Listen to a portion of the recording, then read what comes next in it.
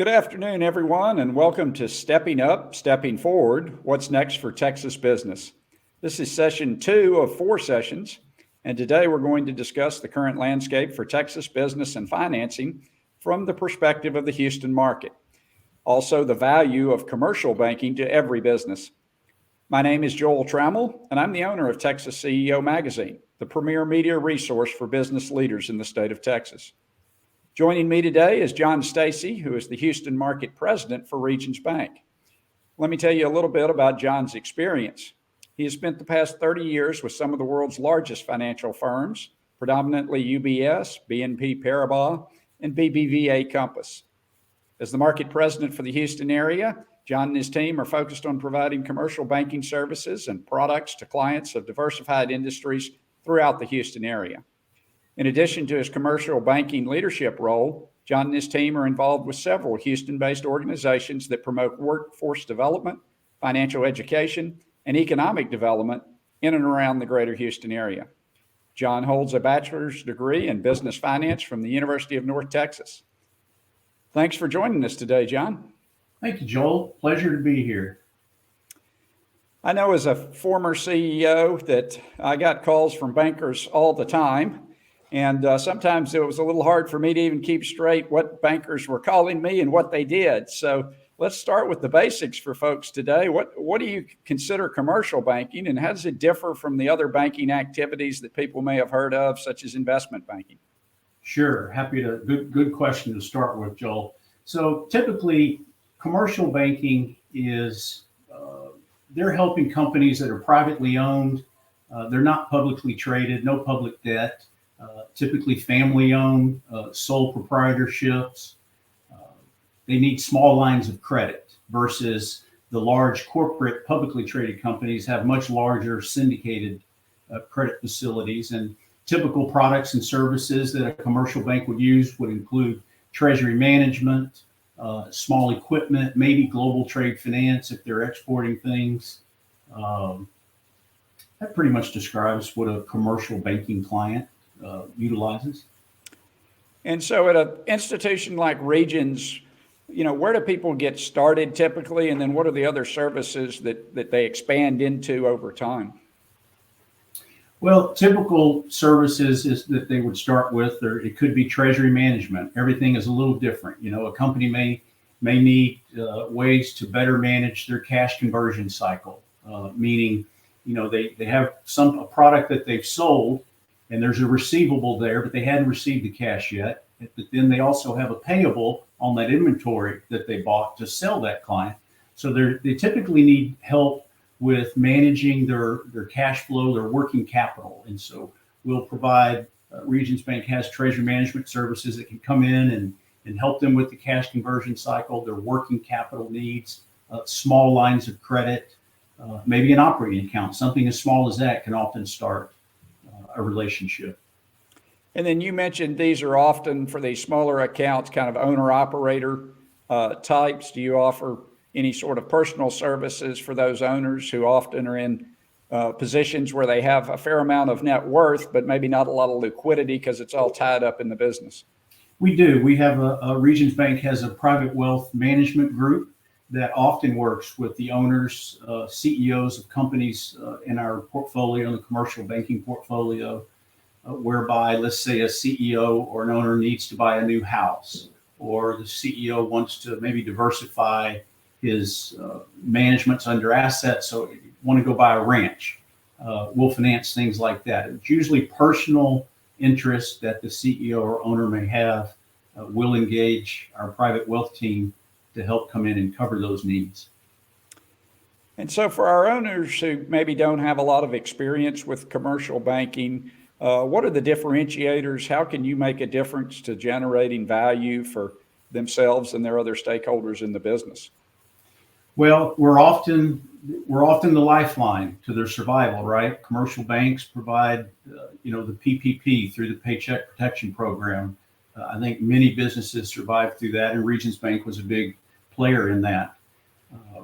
We provide them access to capital. So often, whether it's startups or an ongoing business that's been around for multiple years, they need access to capital, and that's where a commercial bank can come in through an SBA loan, Small Business Administration loan. We're large into that, as well as just traditional commercial banking products, the small lines of credit.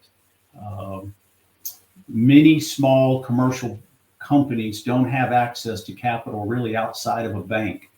That's why I kind of refer to a bank as their lifeline for their ongoing business. And what mistakes, how do you think owners and CEOs can better work with a bank like Regions to provide value to the organization? You know, Joel, we see it all so often that the entrepreneur, the owner of a business, he's so busy in trying to find the next deal, buying more equipment, buying more inventory. And it's inadvertently, it's not intentional, but there's just no attention going back to, let's say, the cash flow of the company. When you receive the cash from what you've sold, when you have to pay your payables. And so Regions Bank often will go in and analyze a company's cash conversion cycle. They'll understand when their payables are due. Are they due in 30 days, 60 days, or the receivables 30 days, 45 days? There's typically an imbalance there. And so we'll go in and look at their statements from the bank. We'll look at their invoices from vendors, and we'll come up with a program that helps them kind of gap that cash flow disruption that they see between the receivables and payables. And so that's something we see very common. And so what happens is a commercial bank like Regions, we just become an extension of the company. They don't have to go out and hire a bunch of people to come in with that. We bring in that advice and solutions to help them to where the owner can go back out and buy more equipment and buy more inventory and not be worried about being short of cash. And so, as opposed to the standard view maybe of a first-time business owner that a bank's just a place that stores my money and cashes my checks, you're really performing a almost corporate finance function for these owners. We are. In fact, that's a good point. Regions Bank has what's called a commercial corporate finance team. And we will come in and sit down, not just in one visit, these are multiple visits, and we'll listen. I think that's a big differentiator right there is we've got a team of people that we listen to the owner or the CEO or the CFO of where are their pain points, what are their challenges, and we'll come back to them with solutions. Maybe they want to go on acquisitions and make acquisitions. We can help them with that. Maybe they want to sell a piece of their business. We can help them on the sell side. Lots of different advice and solutions that group here at Regions Bank can offer. Now, you're in the Houston market. For those of us in Austin, of course, when we hear Houston, we think oil and gas and medical. But I'm sure it's a much bigger market than that. What are some of the activities you're seeing in Houston in this economy? Yeah, great. Another great question. So you're right. People think of Houston as an energy capital, if you will, and it is. But I will also say that over the last 10 to 15 years, Houston and its leadership has done a tremendous job of diversifying away from energy. Yes, there are a lot of businesses here that have tentacles that touch the energy space, but between technology, healthcare, some manufacturing, we've really done a great job of diversifying. I would say the temperament of Texas owners and maybe what keeps them up at night is we've all heard about the labor issues, right? There's a shortage in labor right now, and Houston's not immune to that, but we're working through it. Also, recently, you've all seen, whether in the papers or on the news, interest rates are going to start going up. So many CEOs, CFOs are beginning to manage that balance sheet risk by fixing any floating rate debt that they may have out there. And Regions Bank brings a wealth of knowledge and solutions to help you analyze, does it make sense for you to, does it not? We literally can come in and show you what make whole provisions are to fix your rates, what that cost is, and how it can save you money over the life of that particular piece of debt. And obviously, inflation's on the minds of people, both, wage inflation we've certainly seen in the Austin market, and then material inflation and even supply chain issues. Do you see people having greater demands and needs for cash and inventory these days because of these various issues? We do, and what we've seen a lot is, through the pandemic, Houston fared fairly well. Companies are healthy, banks are certainly healthy, a lot of liquidity to lend out there. Supply chain continues to be an issue here in Houston. You could go down to the Houston Ship Channel, and you'll see stacks of containers down there. And really, the challenge is labor, drivers. There's not enough drivers, and there's not enough chassis. There's not enough trailers down there to move the supply out to the various companies that have bought that thing. So there are issues going on right now with supply chain. We expect there could be a little relief in that bottlenecking by the back half of this year, but it is a balancing act right now between getting supplies and being able to move them on to their customers. They're really diversifying their supplier base, if you will. They may have used to have bought something from China, and maybe now they're going down into a different country to source that material.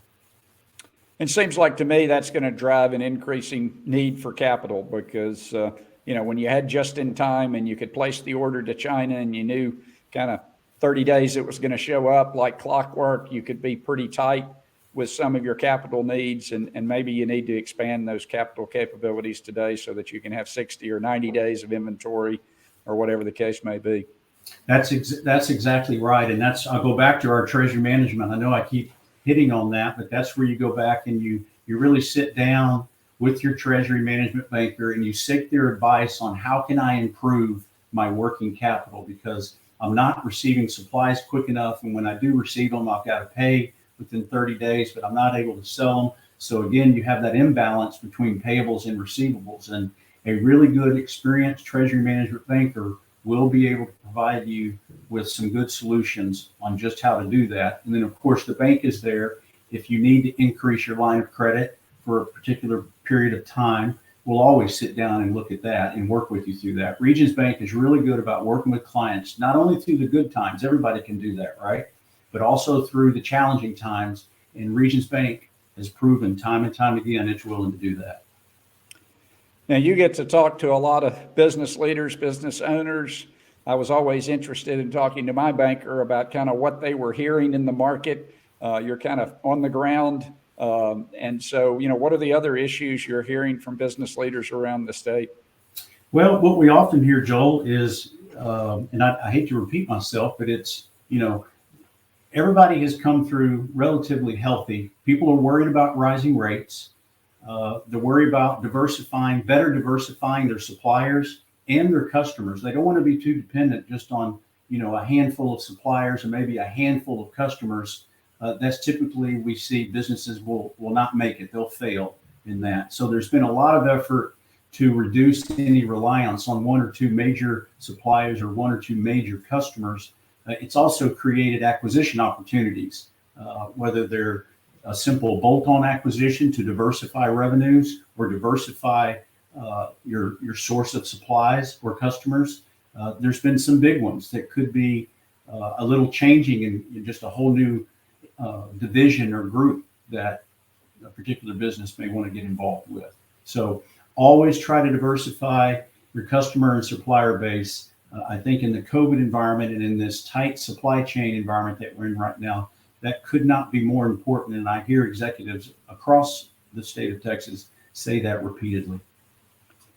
Now, since you're in the energy capital, obviously oil prices have made a major move.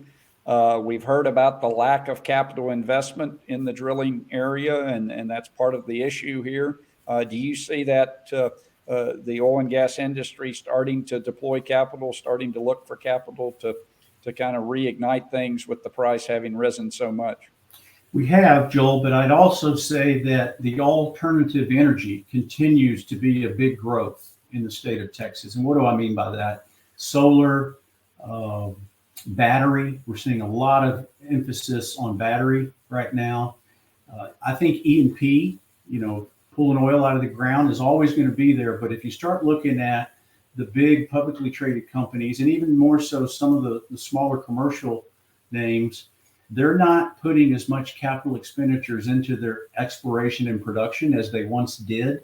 Uh, that's always going to be around. It's not going away in our lifetime, but they are really ramping up in the alternative energy space. Any kind of renewable energy, clean burning fuel that they can do. You'll begin to see a lot of capital put into that. We've had conversation as recent as last week about some of that major initiative with companies here in Houston putting dollars into those sectors.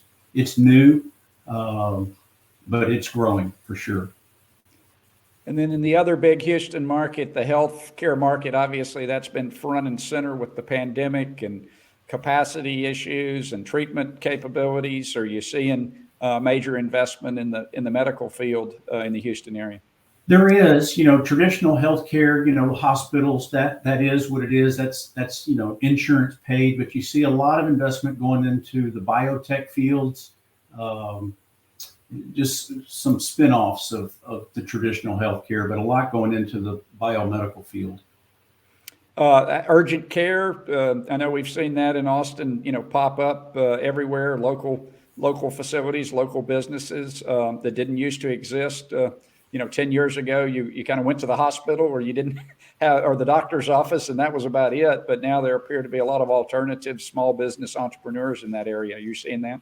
We see a lot of that. The big hospitals here in Houston, Methodist, Memorial Hermann, St. Luke's, they have certainly built, campuses and facilities out in the suburbs.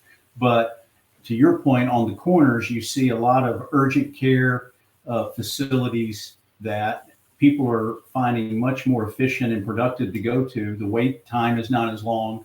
And from what I've seen, the healthcare treatment, certainly through COVID, has been just as good.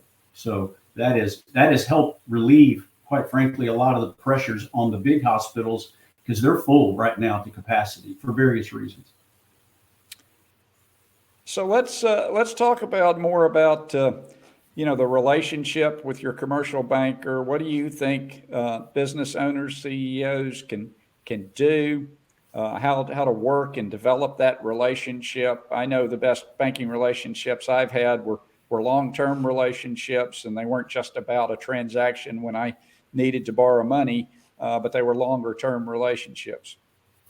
That's right. I think when I think of what does a client need, what does a client want to know, how do we build a relationship with a particular company?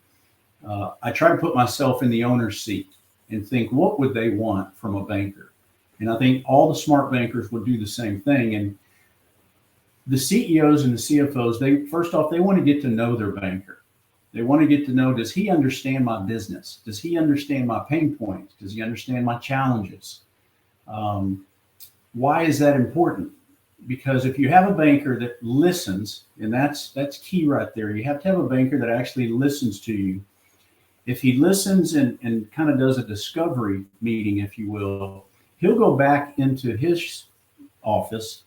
He'll put together the right coverage team to cover all of your needs, your pain points, your challenges, and bring you back solutions to those with that coverage team. So I think it's important for CEOs and CFOs and owners of businesses to, number one, does my banker understand my business? Does my banker think that he can be relevant to me? And will he bring me solutions? And I want to kind of unpack relevant for a minute, because I think that's important too. Whenever, from a banker standpoint, you want to be relevant to your clients.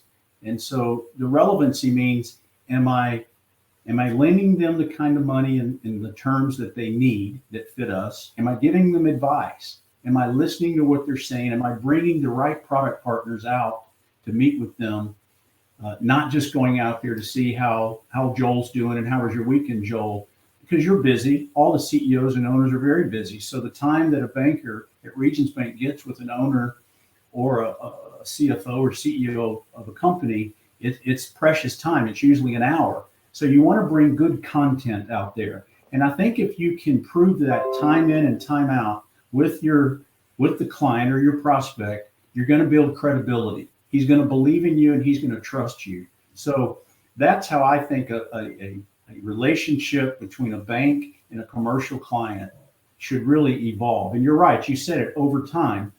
It takes time, but you build that trust. And you know that if you call that person, they're going to respond to your needs.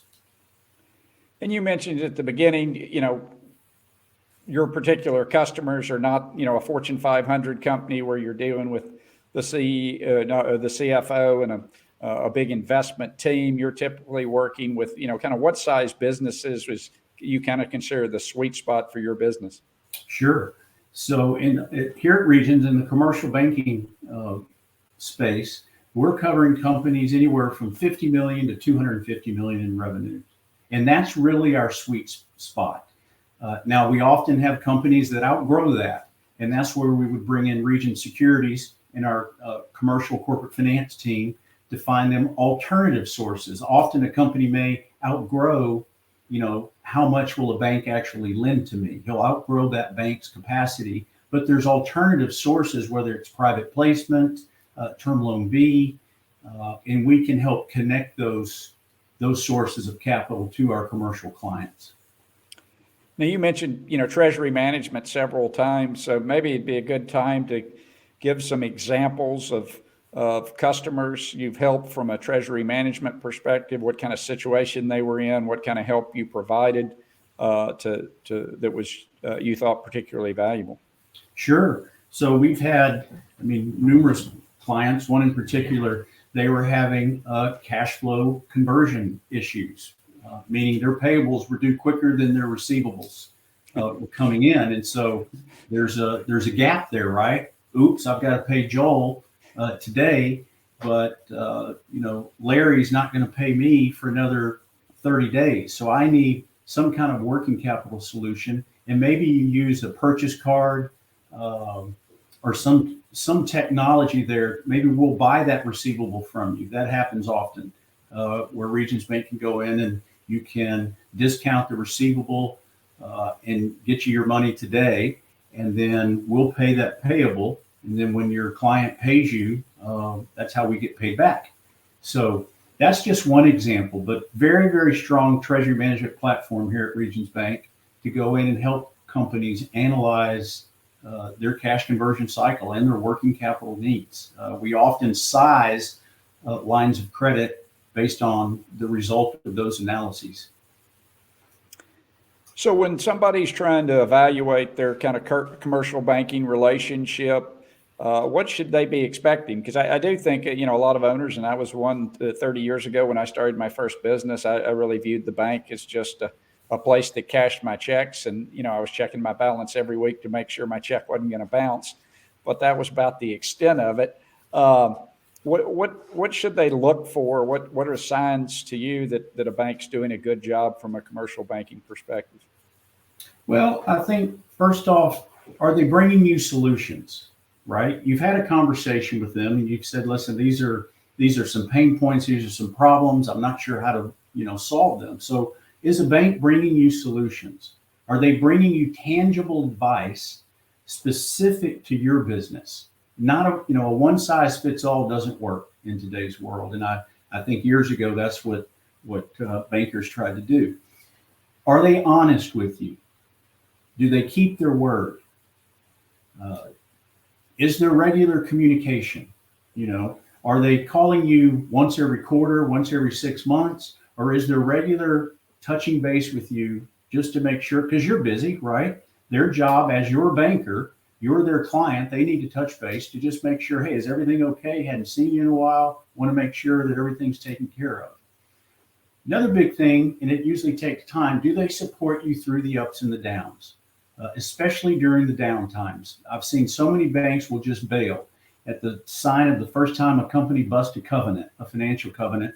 Somebody will say, well, you need to get out of that and move on. Regions Bank is not like that. Regions Bank prides itself on working with our customers and our clients through the business cycles. And we know that all businesses go through cycles. Nobody could have expected COVID. That's just such a perfect example of where Regions Bank was able to help many, many of our clients throughout our commercial banking group, as well as our corporate banking group. So those are some key things. Do they care? Are you relevant to them? Do you mean something to them? I think in the old days, often we probably chose our bank when we started a business by the bank that was the closest. So we had the least distance to go or most convenient place to drop off checks. Uh, world's changed a little bit from that perspective. Now there are people at least saying you can do everything virtually. You don't need physical locations. That may be one extreme. Where does Regions kind of fall in that? What's your thinking? What are we going to see going forward in terms of physical versus virtual and in the banking environment? Well, Regions Bank believes in face-to-face interaction, face-to-face coverage. And so our model that we go to market with, we call it the go-to-market strategy, is we are going to have in-market bankers. So in Houston, for example, and this can be duplicated across our footprint. In Houston, we have in-market relationship managers. We also have in-market our credit and risk decision maker. We have underwriters here in market. We have a few product groups here in market, global trade finance and treasury management. And then, Joel, we have specialty groups. They're not in market, but what we do when we first go out and meet with a company, a prospect company, it's more of a discovery call for us, an exploratory call for us. Let's see what they need and how we can come back and provide them solutions. So once we've done that, I alluded to it a little bit earlier, we come back, we huddle up, and then we put together a coverage team to where if Joel has a business in Houston, you have a point person in market that you can always call, boots on the ground. They're going to come to you and provide you coverage for the relationship. And then he will bring in his coverage partners who you also will know. You just won't see them one time and then they're gone. You'll have literally a dedicated coverage team to support you and your business and any growth objectives that you have. So I think that differentiates us a little bit. We've got specialty groups in industries such as transportation, tech and defense, healthcare, real estate, some really good specialty groups there. And I often get calls from owners and CEOs of businesses saying, John, you guys in Regions Bank just differentiated yourself from the rest of the pack that comes through here because you, number one, you have a complete coverage team that understands my industry and you show that we're relevant to you in your book of business. And so we have won a lot of business having that coverage model across our footprint, but certainly here in Houston. Now, I'm curious, you have some great experience with some of the world's largest banks. What brought you to Regions? What did you see that's unique about Regions that got you excited? Well, number one, it's a growth opportunity because in Houston, Houston has been identified by Regions Bank, our board of directors, our CEO, as a growth market. And working for these global banks, while they're headquartered in other countries, you just don't have that same touchy-feely. I'm born and raised here in Houston, and being able to come and work with Regions Bank, it's a good Southern bank. It's got a small town feel to it, Joel, with big bank capabilities. We've hired some really bright, smart people to run the various lines of businesses throughout the bank, these specialty groups. And so it was just the right time and the right fit for me to come here. Couldn't be more happier. And yeah, you might tell people, a lot of people may not know the history of Regions and kind of how it's developed over the years and what are the market areas it covers, not just in the state of Texas. Sure. So it's Birmingham based, Birmingham, Alabama, started there a very, very long time ago. And it today covers really the southern United States from Florida all the way over to Texas, Louisiana, Mississippi, Alabama, Carolinas, Atlanta, Georgia area. It has really grown. I believe we're in 15 states, 16 states now. So really good footprint. We've had some really good bolt-on acquisitions over the last couple of years that have really added to the horsepower that we have to come out and provide solutions for our clients.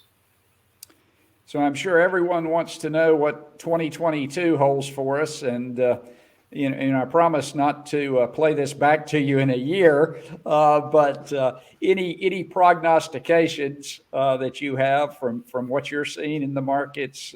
Obviously, the last few years have been unusual, to say the least. And do we have a return to normalcy coming, or we could going to continue to have a lot of hiccups as you see it from your seat?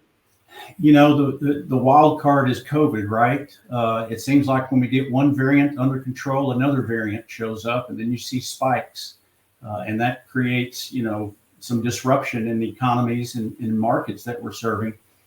Our outlook is that the back half of this year, you should begin to see some loosening up on the supply chain built up that there's right now. There's a bottleneck going on there. And I think as the supply chain, supplies and inventory and equipment can get back out to the buyers and on to the various people, the vendors that are taking it on, I think you'll see some improvement in the economy. But I don't think you'll see a lot this first half. I think people are still working through some of the variants, some of the supply chains, cash flow issues. But I can tell you that Houston, Texas is a growth market for Regions Bank.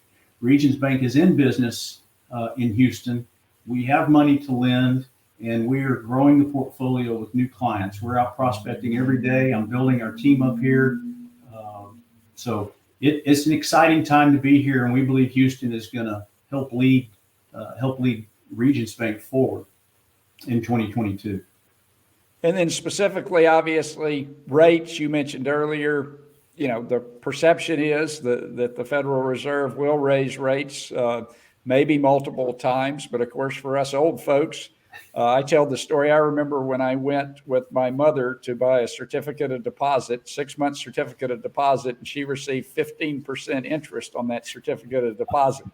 And so for those of us who've been around, when you talk about raising rates, we're in numbers that most of us hadn't seen in our careers. And then you add on inflation running hot. And so, borrowing money at 3, 4, 5, 6%, whatever the number becomes over time seems pretty cheap money to me. But obviously the expectation, I guess, is interest rates are going to rise in 2022. Yeah, I think what the forecast is they'll go up at least once, 25 basis points. That's a quarter of 1%. Which that's a lot, right? These days, that's a lot relative to where rates are today. And that could happen 2 to 3 times this year. So it could go up 50, 75 basis points this year. And so you mentioned, but, talking about, I've heard other people talk about, hey, do we now look at fixing our rates, getting long-term commitments, as opposed to maybe in the past few years, people have been very happy to float along with the market, feeling like, all the pressure was downward. Well, that's exactly right. When the rates were, down, which they are now, they're low, and they kept dropping, people would just leave floating rate debt because if anything, their interest costs were going down every time the Fed would reduce rates. Well, now it's just the flip side of that. For every, let's just say $1 million of debt that you may have on your balance sheet, do the math of a 25 basis point, tick up, another 25 basis points, another 25, and start doing the math. You can see that additional cost that it's going to be. And so we all know with inflation, there's rising costs in everything. You can go to the grocery store, you can go to a restaurant, you can go to Home Depot. Everything is costing more money these days. So if there's an opportunity to lock in that cost for a period of time, we are recommending do that. If you can lock in your borrowing costs today, I would do that. And think of Regions Bank. Give us a call, and we can certainly help you with that. Well, this has been a fascinating conversation. Any other topics you think might be interesting to the audience, and things we haven't maybe asked about or talked about? We've covered so much, Joel. I would just say it is an exciting time to be in Houston, Texas. We've had so much. There's a lot of, inflows of new residents coming into Houston, as well as Dallas and Austin. So labor is going to improve as more and more people move into our great city here. It's a great time to be in Houston. Lots going on here. The economy is chugging along here pretty well. We have more upbeat, positive conversations with companies throughout the Houston area than we have probably in the last few years. So it's a great time to be in Houston. It's a great time to do some business with Regions Bank. Well, that's great, John. We appreciate you sharing your views with us today. Again, I'm Joel Tremmel with Texas CEO Magazine. Thanks for joining us. Thank you, Joel. Thank you so much for having me. Look forward to next time.